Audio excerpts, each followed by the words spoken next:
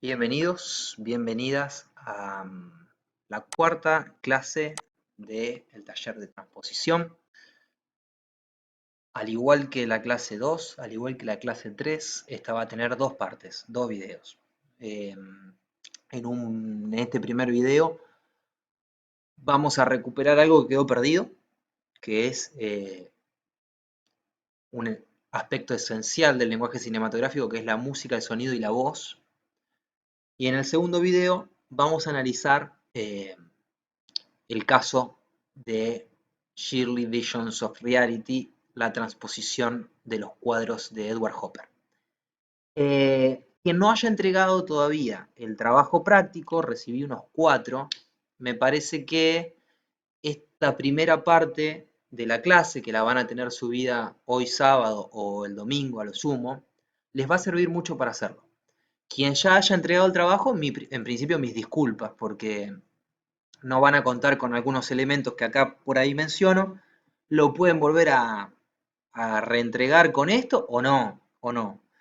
Y cuando digo o no, me meto de lleno en algo que solo le dedico unos segundos. Ya lo aclaré por mail y me respondieron muy amorosamente, y quiero la torta que me han prometido, pero en esta materia no van a tener ningún tipo de problema con las entregas. No existe la idea de plazo. Tal vez cometí un error al decir la clase pasada que estaría bueno que lo hagan para este sábado, porque si no iban a tener que hacer algo que más complejo, tal vez o no así. Lo que quise decir es, eh, yo en la parte 2 ya voy a estar analizando lo mismo que les pido a ustedes que analicen. Entonces, por ahí no tiene tanto sentido partir de un análisis mío.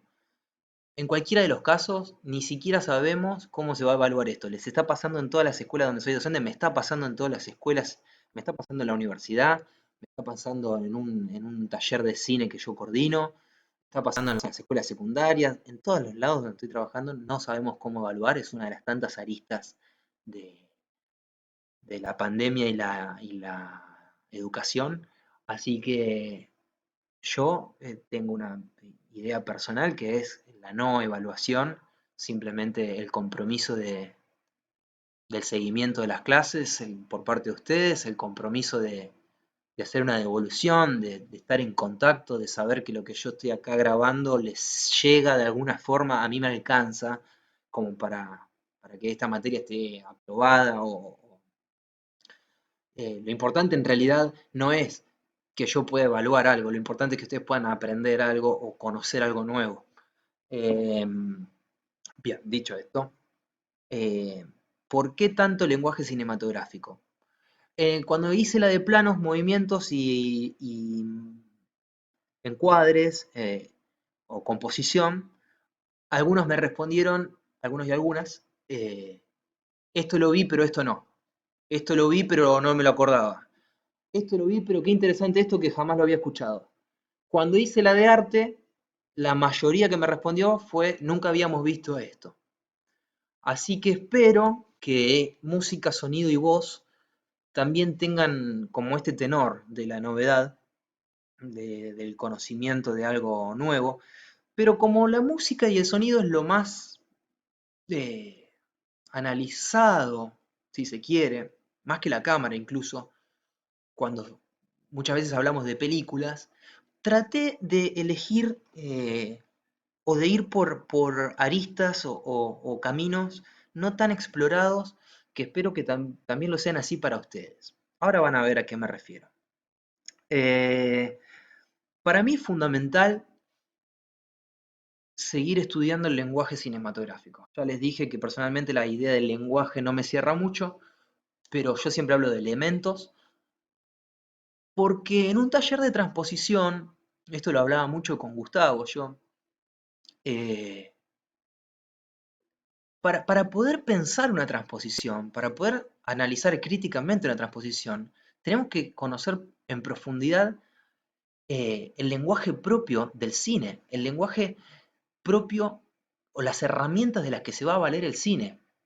Si no tenemos una conciencia crítica y permanente de qué es lo que hace el cine o con qué cosas hace el cine, difícilmente podamos llegar muy lejos en un análisis de transposición. Nos quedaríamos solo con el guión, nos quedaríamos solo con la superficie del texto fílmico.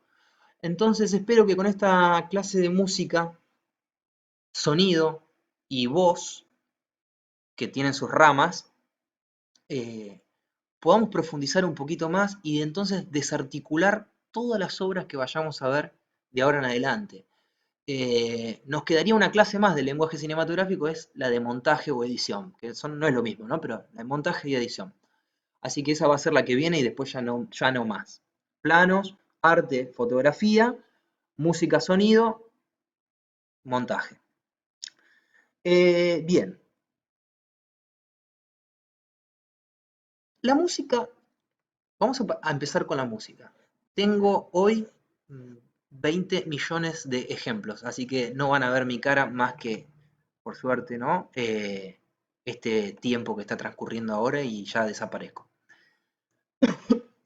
La música acompaña al cine, lo saben muy bien, supongo, desde la primera filmación de la historia, Los Hermanos Lumière, La llegada del tren, 1895. Ustedes saben que esa proyección se hizo en un teatro. Digo saben porque en historia del cine esto lo deben haber visto. eh, Esa primera proyección que hizo salir a la gente corriendo en ataque de pánico, con vómitos, llantos, náuseas, estaba acompañada por una banda. Los hermanos Lumière conciben el cine, y estoy hablando del hecho cinematográfico porque el cine como lo conocemos, el cine ficción, empezó con Méliès en 1902, ya lo conciben musicalmente.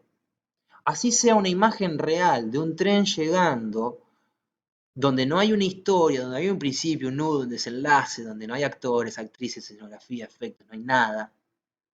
Sin embargo, había una banda tocando atrás del telón, ¿no? Entonces, la música y el cine nacen juntos, nacen juntos. No así el sonido. El sonido, esto también lo deben haber estudiado, es de 1927, ya cuando el cine tenía 30, 40 años. Eh, no sé si conocen El cantante de jazz, primera película sonora de la historia, y ya creo haber recomendado una que estaba en Netflix hasta hace poco, El artista, una película que habla sobre la aparición del sonido en el cine y cómo los actores y actrices del cine mudo se quedan sin laburo, básicamente. Eh, entonces, volvamos a la música. El cine tiene una herencia teatral, ¿no? Los hermanos Lumière, si bien Méliès venía del circo, del teatro, y incorpora la música ya para como un elemento narrativo propiamente dicho, la gran herencia cinematográfica en relación a la música es teatral. Al igual que la dirección de arte, ¿no? La puesta en escena de teatro la hereda el cine como dirección de arte o escenográfica. Eh, Igual que decíamos con planos y con arte, cuando hablábamos de la paleta de los colores, de las texturas, de la caracterización de los personajes, incluso de las diferentes formas de iluminación, dirección, temperatura, etcétera, etcétera, no podemos dejar de pensar entonces la música y el sonido como elementos estrictamente narrativos.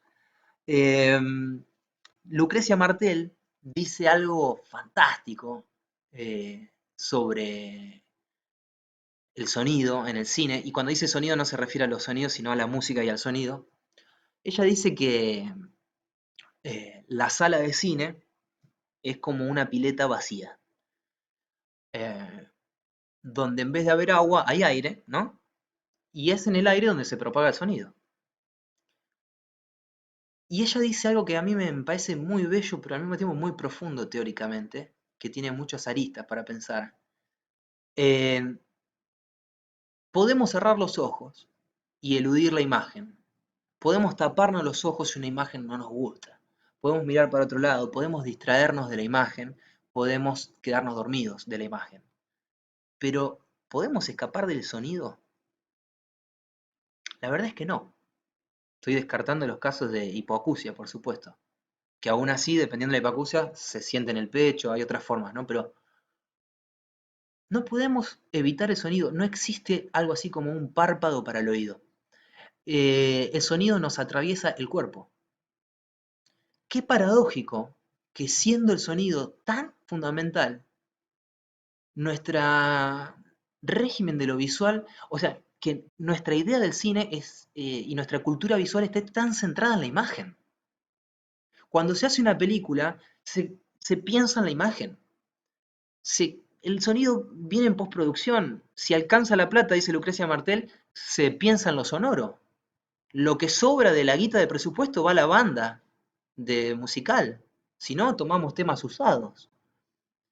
¿Cómo puede ser esta paradoja? Tan postergado el sonido, y acá estoy hablando de música y sonido, cuando nació con el cine y cuando es lo único que siempre nos va a llegar. Hagan la prueba. Eh, yo lo hago hasta con niños, cuando he dado en escuelas primarias, 10 años dando en escuela primaria cine, ¿no? De apagar la imagen y se entiende la historia, o se supone la historia. Eh, Lucrecia Martel, ahora la vamos a mostrar algunos ejemplos, eh, piensa el sonido más que nadie, por lo menos en el cine nacional. Eh, yo creo que es una genia sin igual. Ahora vamos a ver algunos ejemplos de esa genialidad. Pero quédense con esta idea, ¿no? El sonido en algún punto desafía a la imagen. Al ser lo inevitable del cine, el sonido desacredita la imagen. El sonido la hace dudar. Desaparece mi cara, al fin. Hice... No, todavía no. Todavía no. Hice una selección. Todo esto son mis machetes para la clase de hoy, que no, nunca los miro después. Hice una selección de películas que responde a un montón de criterios. Ustedes piensen que a un cinéfilo, que además da clase de cine hace 10 años, para un grupo de cinéfilos que, por lo que me han mostrado en los mails, conocen muchísimo de cine, es muy difícil elegir buenos ejemplos de música y sonido. Entonces traté de que, acá puse algunos criterios que me autoimpuse. Em, Traté de que haya clásicos y también cine contemporáneo. Esto es porque una alumna y después otro alumno me dijeron que les gustaba que use tanto a Orson Welles como a, no sé, a Kubrick. Digo, cine clásico, cine contemporáneo. Entonces traté de que haya un poco de cada cosa. Traté de que haya ejemplos de transposiciones. Es decir, vamos a ver ahora algunos ejemplos de música, sonido, voz en off, qué sé yo, donde el hecho fílmico corresponde a una transposición de otra obra. Traté también de que algunos ejemplos sean vanguardistas. Ya lo vamos a ver con Kubrick y la música clásica, por ejemplo. O con Fritz Lang y el fuera de campo. Digo, gente que ha quebrado las leyes del uso de la música o del uso del sonido. Eh, si no vanguardistas, rupturistas, tal vez, ¿no? Esa sea la palabra. Podríamos estar un año entero viendo películas y ejemplos, y esta es para mí la maldición de la cuarentena y del coronavirus, que no me permite hablar todo lo que quisiera y mostrar todo lo que quisiera. Así que, bien, yo me voy a ir de acá a otro lugar, me voy a ir acá. Esto que vamos a ver ahora es Chaplin en The Kid, el niño. Escuchemos un poquito, de eso se trata la clase de hoy, y después analicemos.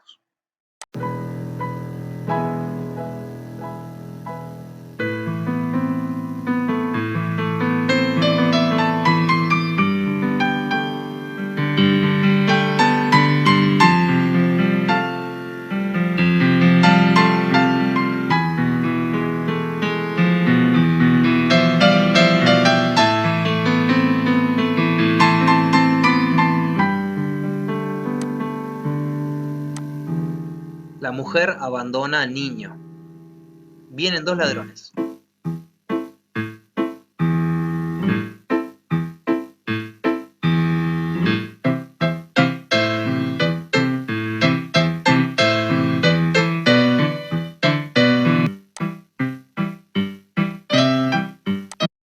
¿Qué hizo Chaplin? Chaplin usó la música como se usó y se sigue usando desde prácticamente el nacimiento del cine.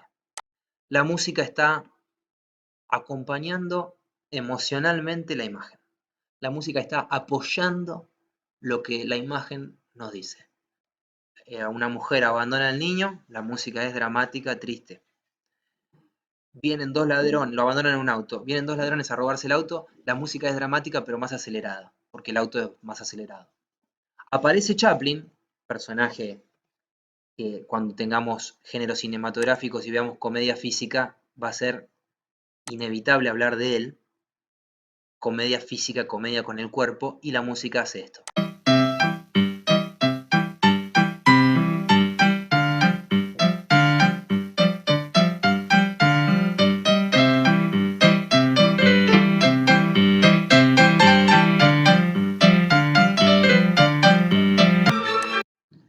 Bien,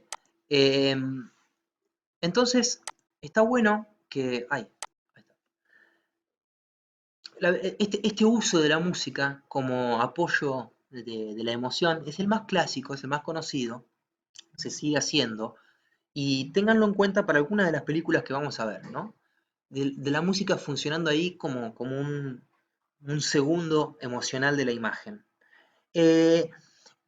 Esto que fue un uso muy fuerte en los años 20 y 30 del cine, ya 30 con la aparición del sonido cambia, pero sobre todo en la década del 20, con el cine mudo, los expresionistas alemanes, los surrealistas franceses, también llega a Rusia con el cine revolucionario de Bertov y Eisenstein. Fíjense, sin embargo, cómo en Rusia esta misma idea, en el acorazado Potemkin, juega de otra forma. Perdón, tengo tanta cosa abierta. Ahí va.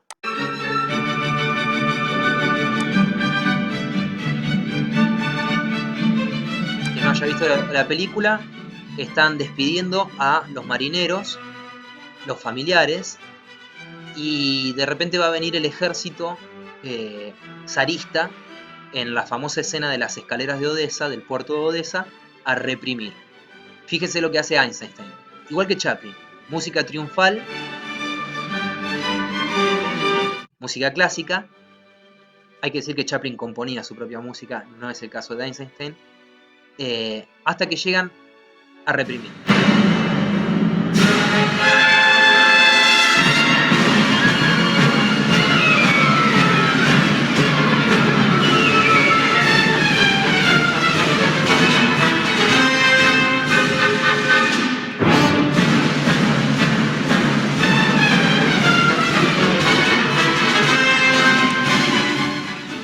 Bueno, lo sabrán por historia del cine, o tal vez no. Eisenstein fue el padre del montaje, junto con Griffin en Estados Unidos.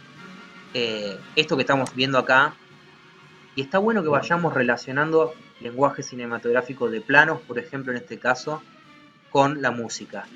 Eisenstein fue el padre del montaje de atracciones. Él le llamaba montaje de atracciones a crear una idea a partir de diferentes imágenes que se van montando.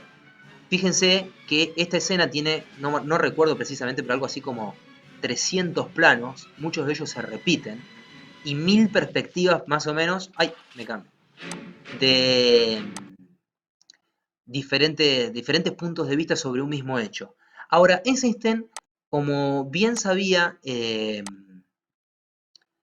en su teoría del montaje de atracciones, que después va a derivar en montaje poético, montaje rítmico, montaje tonal, sabía que la música también tenía que coincidir con las emociones, y fíjense que cuando llegan a reprimir, inmediatamente pasamos de una música clásica a otra forma de música clásica, donde lo que predomina es el redoblante, que es lo militar por excelencia.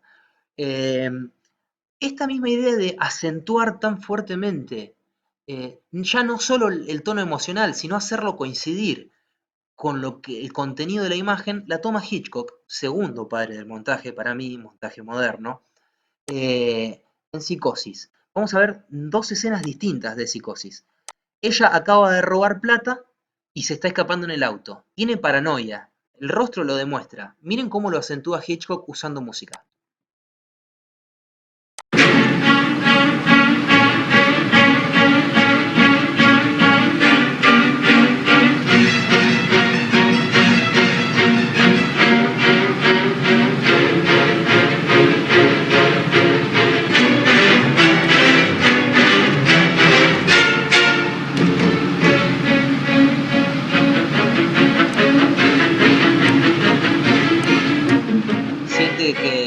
la persona que la sigue, no recuerdo si en este caso es un policía o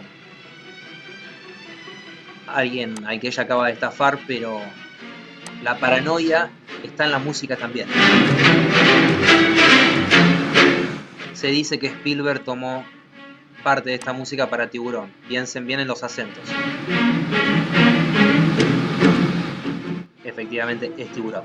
Bueno, ella va a llegar al famoso hotel y en esta idea, Hitchcock, hay que decir, era un amante de la imagen, pero lo suficientemente inteligente como para saber que la narración también estaba en lo sonoro. Luego de esta charla muy cálida que tienen, donde él la recibe en el hotel, ahí aparece el sonido, ¿no? Porque el sonido ya existía. Vamos a ir viendo cómo Hitchcock trabaja algo que es un increyendo. Es esta misma idea de Chaplin de los años 20, pero con un extra, que es parte del uso de la música, que tiene que ver con el volumen, tiene que ver con la edición de la música. Miren esto, él la sigue.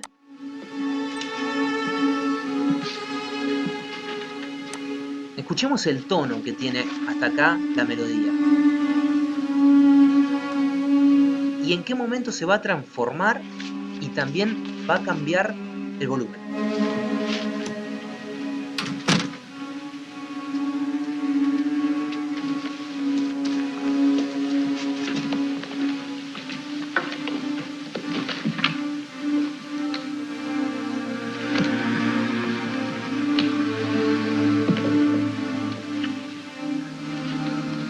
Se mezcla sonido ambiente, se escuchan los pasos, la respiración.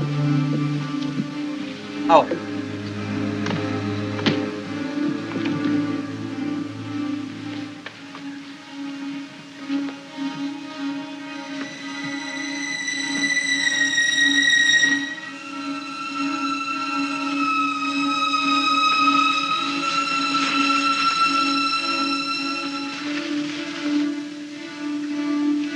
ni hablar que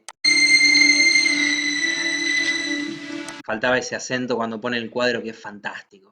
Es más fantástico el acento de la nota aguda cuando cuelga del cuadro que cuando lo saca. Todos saben, todos y todas, perdón, cómo sigue esta película y me imagino que conocerán la anécdota de la ducha, ¿no? Que es Hitchcock el que tiene que tomar un cuchillo real y amenazar a la actriz para que ella pueda actuar de manera más verosímil, como él lo esperaba, porque no le gustaba la forma en la que actuaba. También esta escena que está repleta de planos y está bueno que los veamos ahora, inaugura una forma de usar la música que estaba en Einstein, no les mostré ejemplos, en lo que él llamaba montaje rítmico, que es, hagamos coincidir un movimiento con un acento musical. El chan, chan, chan del cuchillo. Veámoslo, por favor.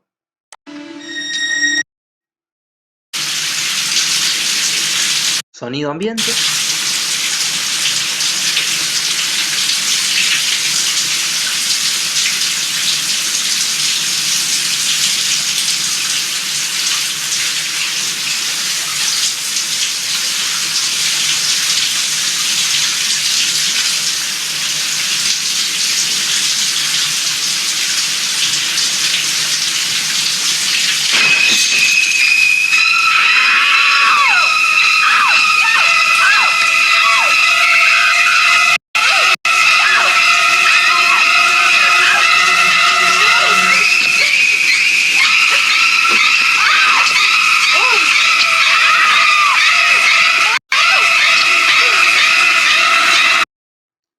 La corto porque, bueno, Hitchcock para esto no solo usó, ya nos estaríamos metiendo en sonido, no solo usó una orquesta, también usó otro tipo de efectos sonoros eh,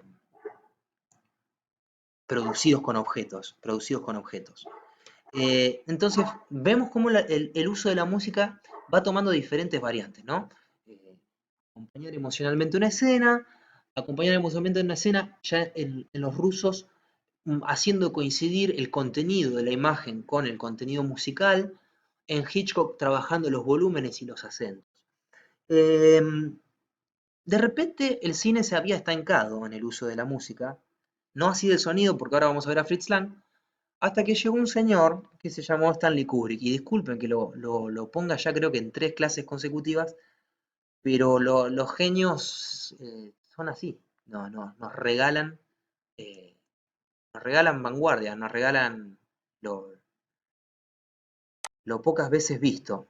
Kubrick hace 2001 Odisea en el espacio, hace La Naranja Mecánica con música clásica.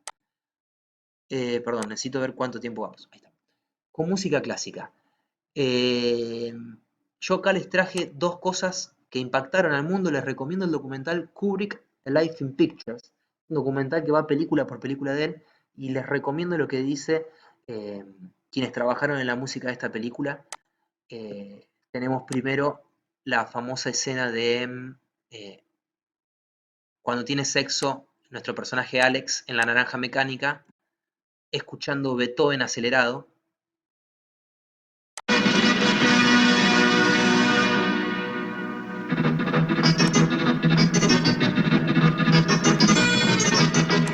Perdón, no sé si es Beethoven. Él es fanático de Beethoven, pero no recuerdo si esto es de Vivaldi.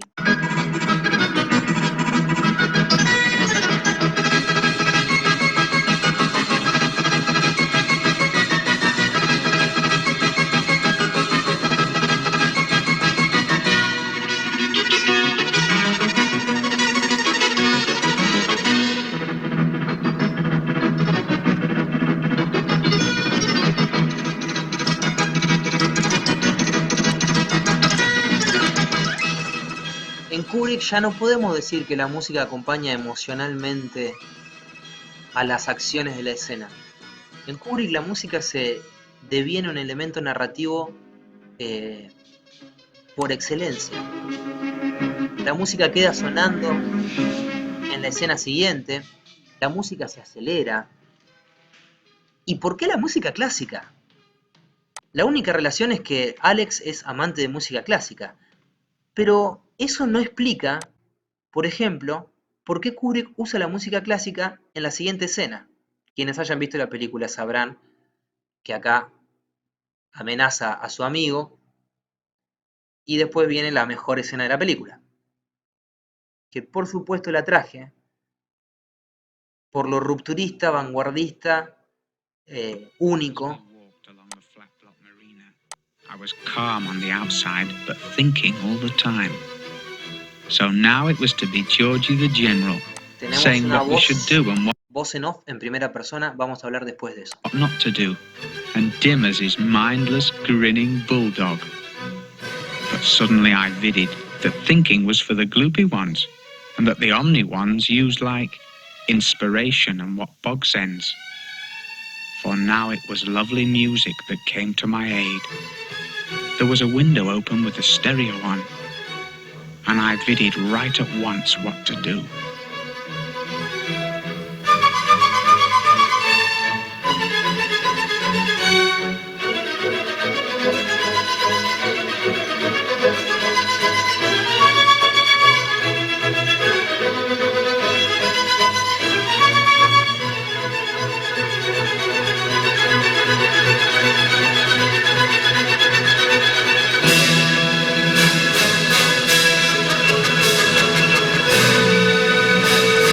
Bueno, un maestro tenía la autoridad para hacerlo, tenía la creatividad.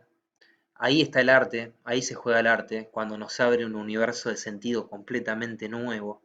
También en Kubrick retomando lo de los volúmenes, dándole prioridad a la voz en off, después a la música. Mucho más increíble fue cuando hizo esto. Trabaja con sonido ambiente muy bizarro en la escena inicial de 2001 Odisea en el espacio.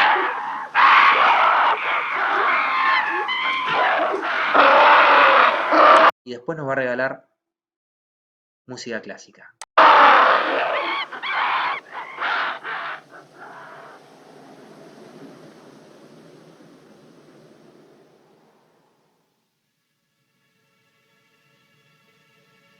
Suena muy bajito.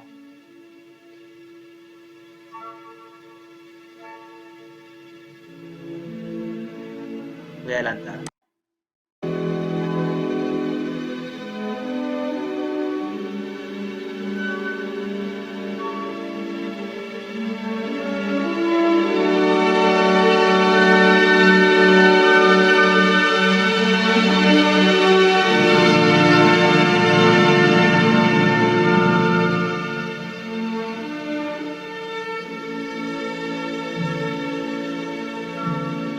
Bien, en algún punto venimos avanzando cronológicamente con el uso de la música. Quiero llegar ahora a la película, pero me pongo mi cara un segundo. Requiem for a Dream o Requiem por un sueño, que al igual que La Naranja Mecánica y al igual que Odisea, son transposiciones. Porque Aronofsky, director de esta película, eh, nuevamente cambia las reglas del juego. En Aronofsky vamos a ver música y vamos a ver sonido también, y vamos a ver cómo se hace música con sonido. Así que vamos al mismo tiempo que vamos cronológicamente avanzando en la historia del cine, arrancamos en el 20 y estamos en el 70, ahora vamos al 90, también vamos viendo la evolución de la música y vamos pasando lentamente de música al sonido. Requiem for a Dream tiene una escena inicial donde la música, ustedes que saben mucho de literatura, funciona como leitmotiv. Es decir, un elemento recurrente eh, que sirve como disparador narrativo o que siempre está ahí apuntándonos o señalándolos algo, en este caso muy emocional, de la película. Eh, Hitchcock lo llamaba MacGuffin, pero en el caso de la música no es pensado como un MacGuffin. Bueno, no importa, me fui de tema. Eh, Quiero apuntar que Kubrick pensó esta película con elementos circulares todo el tiempo y todo girando. Lo que gira en círculos, las escenografías tienen círculos. Bueno, me voy a saltear esta que es increíble. Perdón, no me la quiero saltear. Esto Kubrick lo hizo con un coro. Se va el carajo.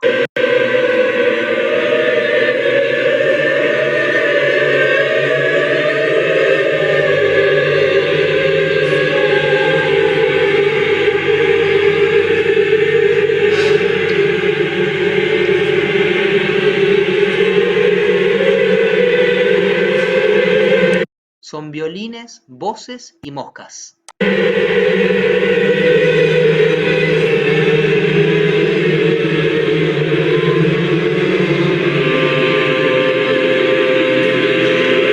Después empiezan a aparecer sirenas. Bueno, nos vamos metiendo en sonido, decía. Vamos con Requiem for a Dream y su leitmotiv de la escena inicial.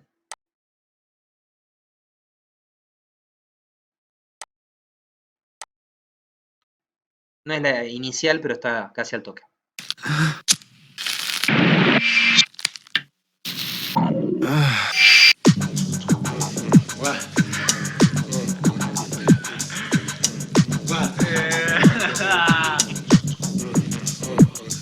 Bien, lo que tenemos es un montaje rítmico donde cada sonido coincide con cada plano detalle. Lo volvemos a ver un segundo, sobre todo para las personas que no hayan visto nunca esta película. Yo quiero creer que sí, si no ya tienen algo para hacer esta noche.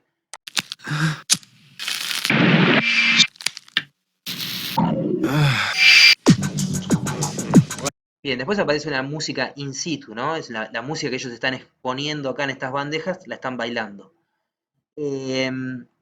Adelanto un cachito.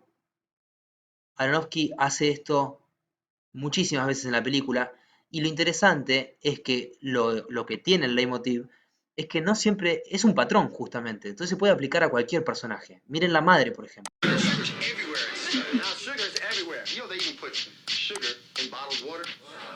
I was sick with sugar. That was my medicine. It nurtured me. It nurtured my spiraling brain that felt I was a loser. Just by you. Virtue is no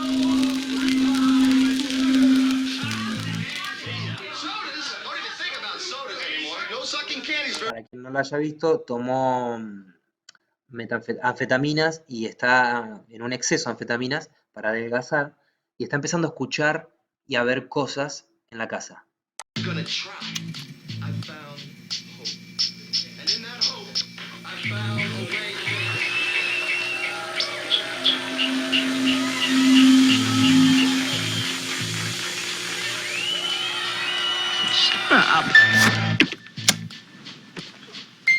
Bien. No sé si lo pudieron identificar. ¿Está? Son 3 planos detalles.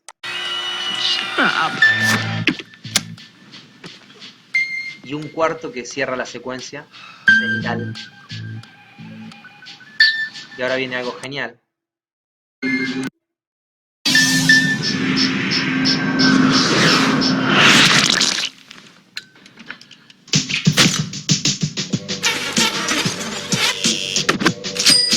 Naturally.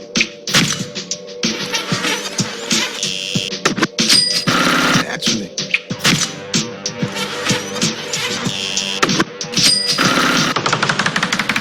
Naturally. It's early, Harry. We shouldn't get going till tonight.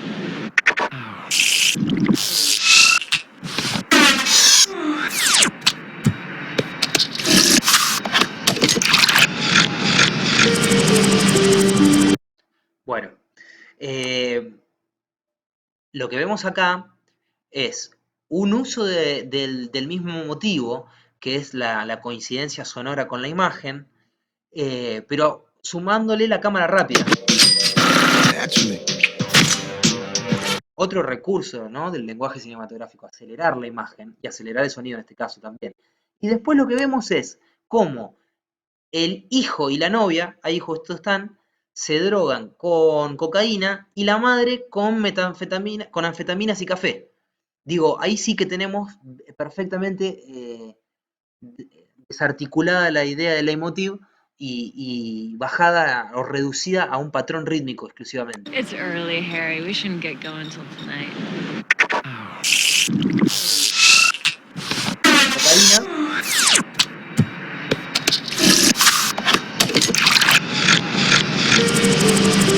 Las pastillas y el café. Y esta canción también funciona como motivo porque está al principio, al medio, al final.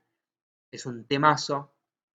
Y acá lo usa con un traveling, vamos repasando, como dije, de izquierda a derecha, acelerado. Es un timelapse.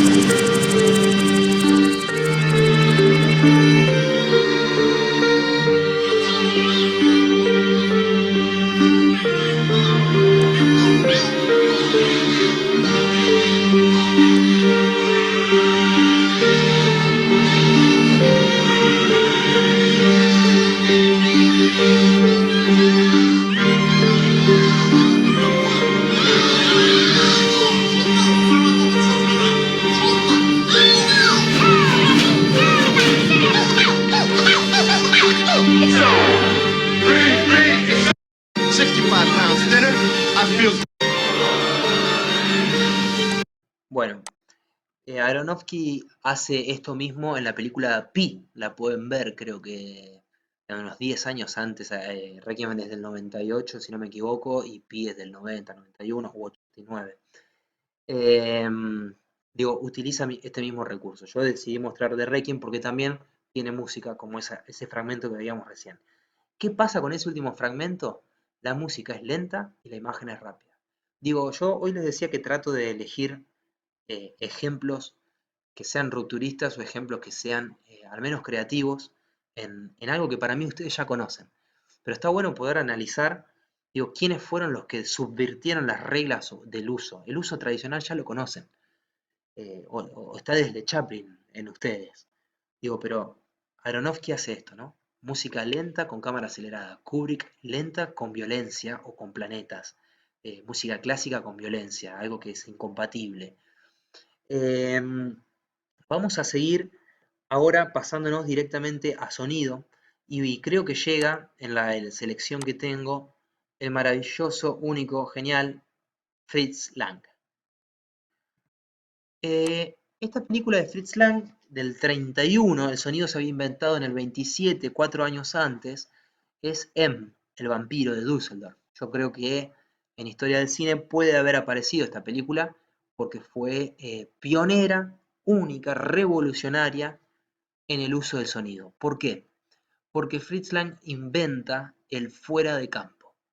Fuera de campo quiere decir que los sonidos no coinciden con lo que estamos viendo. Están en otro lado, pero los personajes y sobre todo el espectador los escucha. Entonces, en M, el vampiro, es básicamente un asesino de niños. Se le dice así, le dicen el vampiro, pero es un asesino de niños. Lo que va a hacer Fritz Lang es, primero, que reconozcamos el sonido y el asesino, que los podamos unir.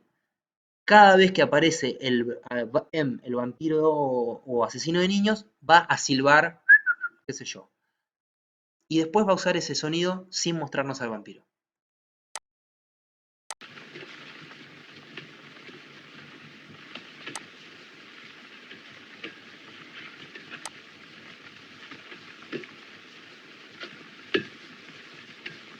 Como buen padre del expresionismo alemán, con Metrópolis, película de 2 años antes que esta, en 1929, trabaja las sombras. Du hast aber einen schönen Ball. Wie heißt du denn? Else Beckmann. Bien. A esa niña inocente, el vampiro de Düsseldorf la invita a comprar unos globos. Mientras tanto, la madre no advierte nada de todo esto. Y ahora tenemos... Yo les pongo siempre un poquito desde antes para ir hablando y recomponer la historia para quien no haya visto la película. A veces pongo un poquito bastante antes. Acá tenemos el silbido famoso.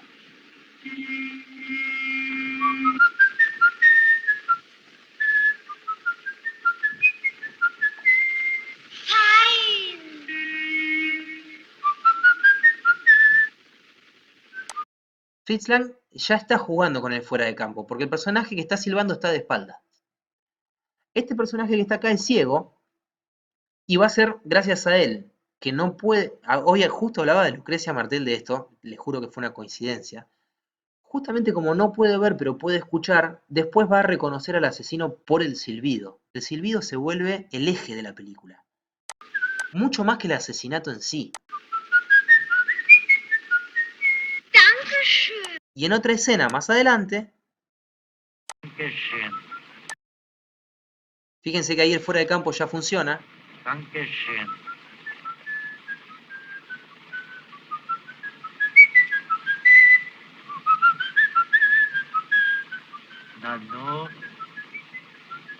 ¿Está?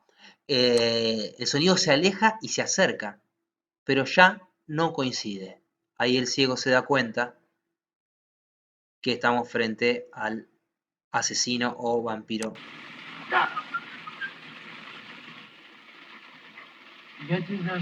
de Düsseldorf. Bien, entonces Fritz Lang, vanguardia total, ¿no? Un uso del sonido jamás aparecido en la historia del cine, así como Kubrick con la música clásica y la violencia. Me voy a otro genio que yo admiro, que es David Lynch, y a su primera película. Acá el silbido también se vuelve fundamental para que lo atrapen. Bueno, adelanto. Que es Eraserhead. Supongo que vieron esta película. Está bueno decir lo siguiente. David Lynch, como único continuador del surrealismo, va a trabajar el sonido de manera surrealista. Les recomiendo que vean todos los cortos de Lynch. Creo que están en YouTube algunos. La abuela, el alfabeto, 6 hombres vomitando. Digo, si quieren vanguardia sonora, miren esos cortos, porque verdaderamente son surrealistas, entonces se inscriben dentro del campo surrealista. Ahora, Eraserhead no es una película del todo surrealista, es una película lynchiana, podríamos decir, y fíjense lo que hace con el sonido. Por un lado tenemos el sonido ambiente, ¿no? El sonido que suena, ahora lo vamos a ver bien con Lucrecia Martel, que suenan los objetos. Eso. En el caso de Eraserhead son fábricas, pero Lynch le suma algo más. Fíjense si lo pueden identificar.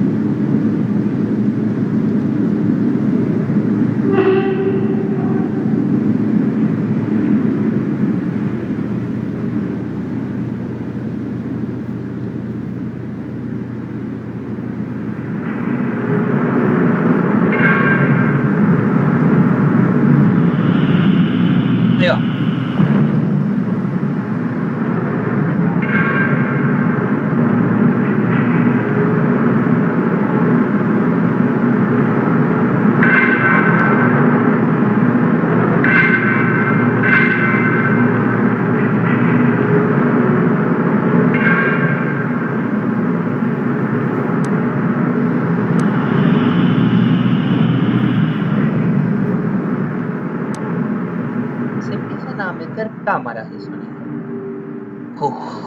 Una sensación así como de reverberación. Y el sonido perdura adentro de los hogares.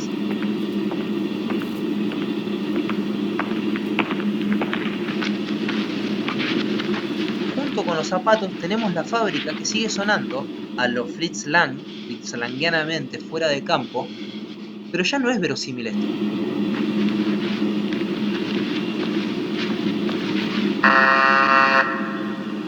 Ni hablar cuando él va a la casa de la novia y ocurre lo siguiente, ¿no? Antes el ejemplo del ascensor. Ningún ascensor suena como los ascensores de Lynch. Y ahí está la clave, ¿no?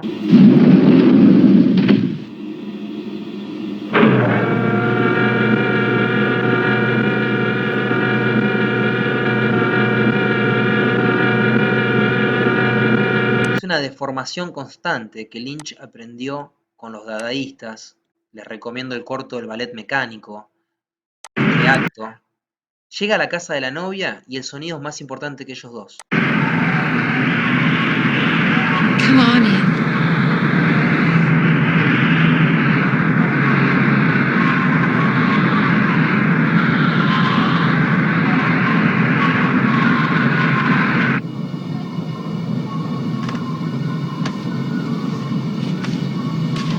¿De dónde proviene ese? No se sabe. Y ahora empiezan a sonar como lauchas o animales. Miren, escuchen esto.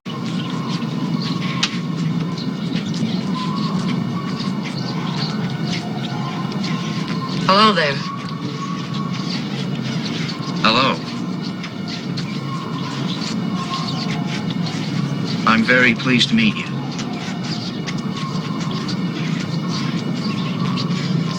Bien, resulta que esas lauchas son perros.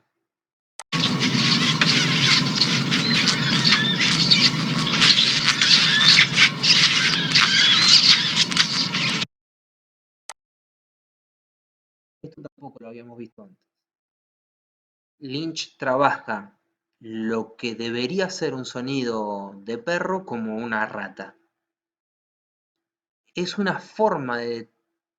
Si Kubrick aceleraba la música clásica, Lynch deforma el sonido ambiente. Algo así. Les recomiendo todo tipo de corto dadaísta, entreacto, ballet mecánico, todo Man Ray. Miren todo Man Ray. Esto aparece. Miren los primeros cortos de Lynch. Esto aparece. La deformación del sonido. Que no es efecto de sonido, es sonido deformado. Bueno, muy genial es lo que ocurre acá. Henry's very clever at Cuando van a la cena.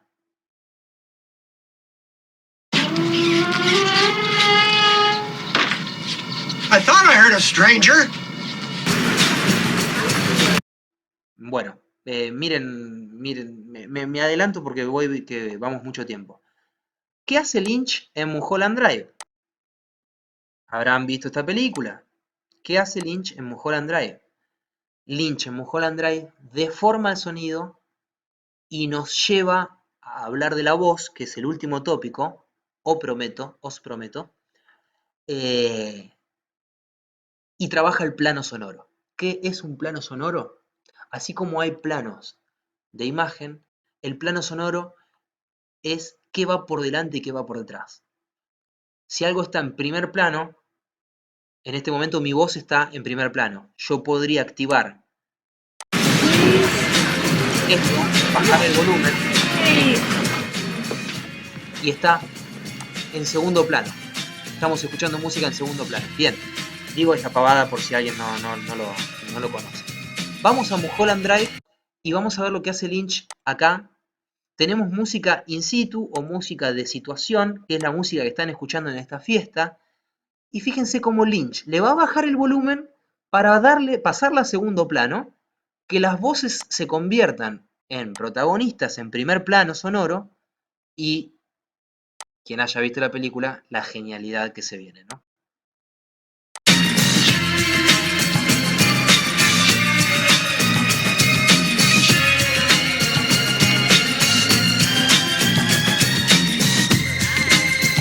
double scotch is neat.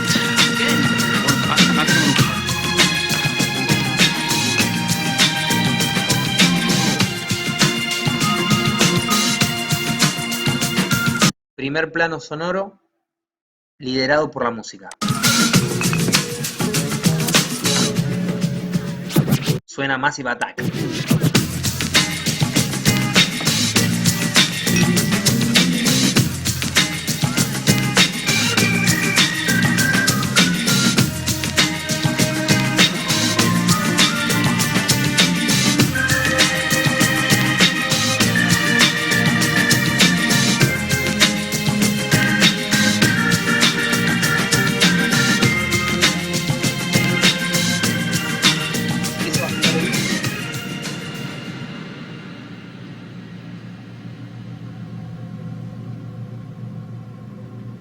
We've met before, haven't we? I don't think so.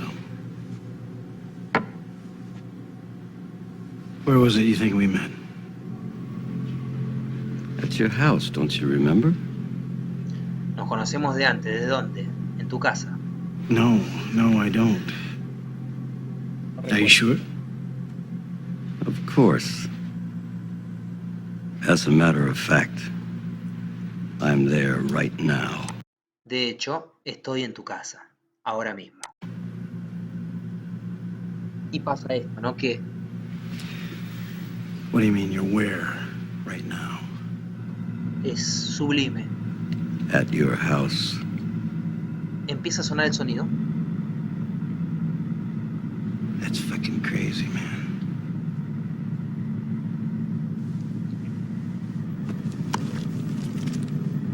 Yo me pregunto dónde está la música, ¿no? Call me. Atrás la gente se mueve. Dial your number. Le pide que llame a la casa. Porque él está ahí. Go ahead.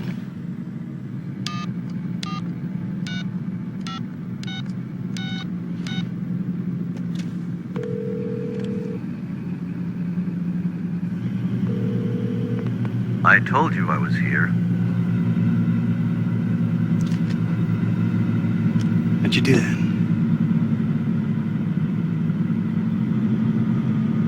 Ask me.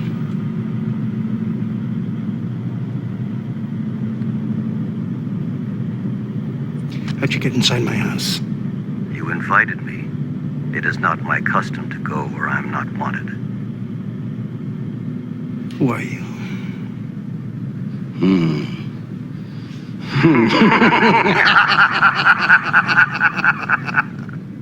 Give me back my phone. Yo la muestro entera porque es una delicia y es algo que no se había hecho.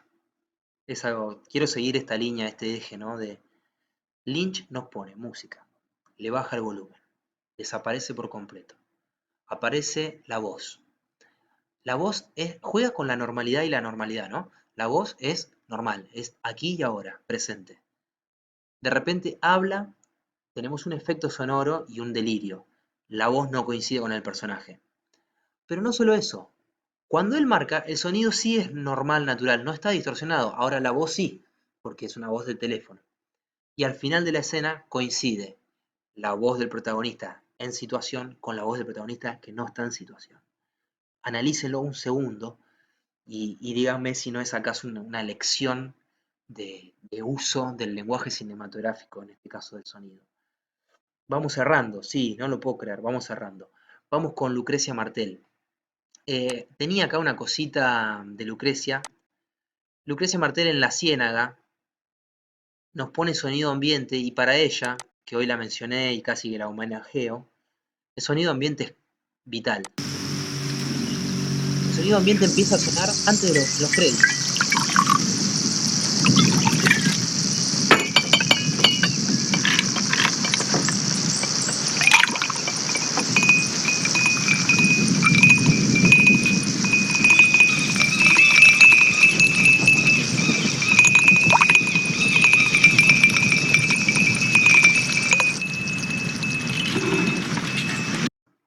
Bien, Lucrecia Martel, ahí trabaja el sonido, quería volver a mi cara, pero mejor que no, y acá trabaja la voz.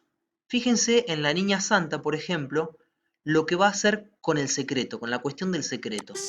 Que hoy os cantasi. ¿Qué queréis, Señor, de mí? ¿Qué queréis, Señor, de mí?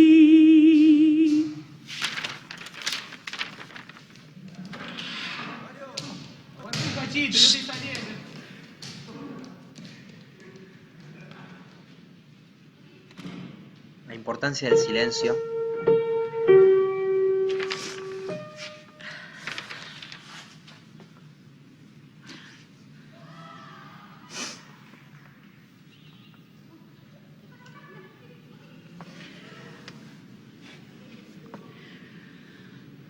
Dadme riqueza, oh pobreza.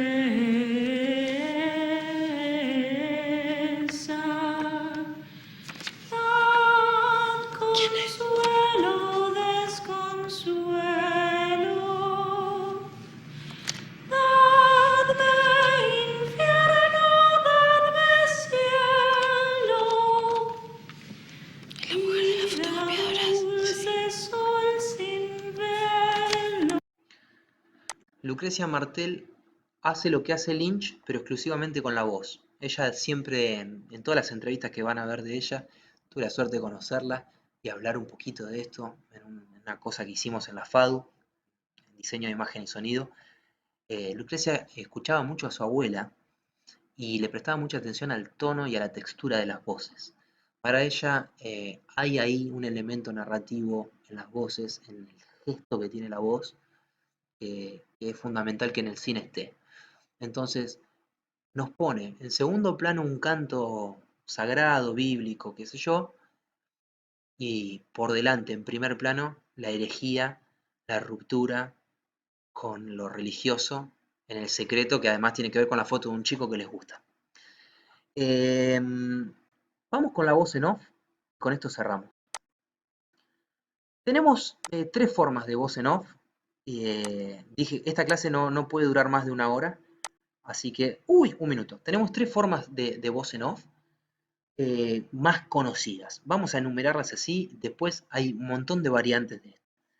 Cuando la voz en off es de un narrador omnisciente, ¿no? Hay alguien que nos está contando en voz en off parte de la historia, pero no es ninguno de esos personajes. Ustedes, como la mayoría son profesores de lengua y literatura, no voy a decir más que es un narrador omnisciente. Segunda forma de pensar la voz en off de manera clásica, cuando coincide con la primera persona, y ahí se llevan la película Shirley Vision of Reality. Ya estoy anticipando algo para el trabajo práctico. La voz en off coincide en primera persona, está en primera persona y coincide con el pensamiento del personaje. También pueden ver una variante de esto, que es cuando la voz en off está en primera persona, pero va contando la historia. Es decir, no coincide con un pensamiento, sino que hace de narrador omnisciente. Es la metamorfosis de Kafka, ¿no? Va contando No, la metamorfosis es el ejemplo del pensamiento. Tim Burton lo hace mucho a esto. Sí, ahora no se me viene ninguna a la cabeza. Entonces yo les traje variantes. Vamos a ver un Lars von Trier que hasta ahora no ha aparecido, pero yo soy fanático, con Dogville. Un ejemplo de un narrador omnisciente que sabe de Dogville más que los personajes, que sabe qué cosas pasan en Dogville. Miren la cantidad de ejemplos que tenía de Lucrecia Martel y estoy salteando. Si no vieron Dogville, otra misión de la vida, ver Dogville. Ver todo Lars von Trier, desde el Dogma 95 en adelante, sobre todo. Dogville was in the Rocky Mountains in the US of A. Up here, where the road came to its definitive end near the entrance to the old abandoned silver mine. The residents of Dogville were good, honest folks, and they liked their township. And while a sentimental soul from the East Coast had once dubbed their main Sabrán que Dogville street Elm Street, though no fue vanguardista, porque Lars von Trier decidió prescindir de gran parte de la escenografía e inventar un pueblo con puertas, ventanas, donde no se ven las puertas, no se ven las ventanas. Entonces, ya que hablábamos de dirección de arte, no entiendo cómo no mostré esto la clase pasada, ¿no? Acá tenemos un ejemplo espectacular de que la dirección de arte puede depender exclusivamente de los objetos y anular la paleta de colores o anular los fondos. Acá el fondo en Dogville creo que es siempre negro, ¿no? Y esto transcurre en un pueblo. Es teatro, es teatro. También Lars von Trier nos proporciona un ejemplo de voz en off muy diferente en su última película, La casa que Jack construyó, película que no se consigue, yo la vi en festival en el Bafisi y después me la bajé. En esta película, que es la historia de un asesino serial, la voz en off, creo que nunca lo había visto esto, pero Lars von Trier es tan genio que siempre sorprende. Tenemos la voz en off del personaje principal, que es un psicópata, que mata mujeres y niños, mata todo, que dialoga con su psicoanalista. Entonces tenemos la voz del psicoanalista, pero nunca vemos ese diálogo. Nunca vemos al psicoanalista y nunca vemos a él hablando con el psicoanalista. Miren esto.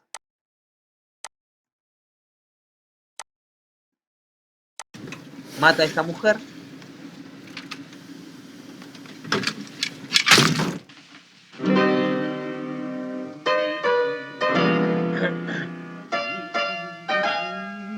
Suena música que proviene de material de archivo, esto no lo habíamos dicho. Otra forma de pensar la música cuando proviene de un elemento externo al film, pero que es parte del film.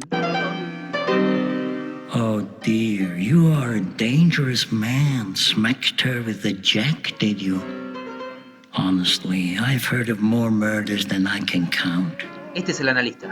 And by the way, what does this ridiculous man have to do with anything? It's Glenn Gould, one of the greatest piano players of our time. Y ese es el psicópata que le responde. He represents art.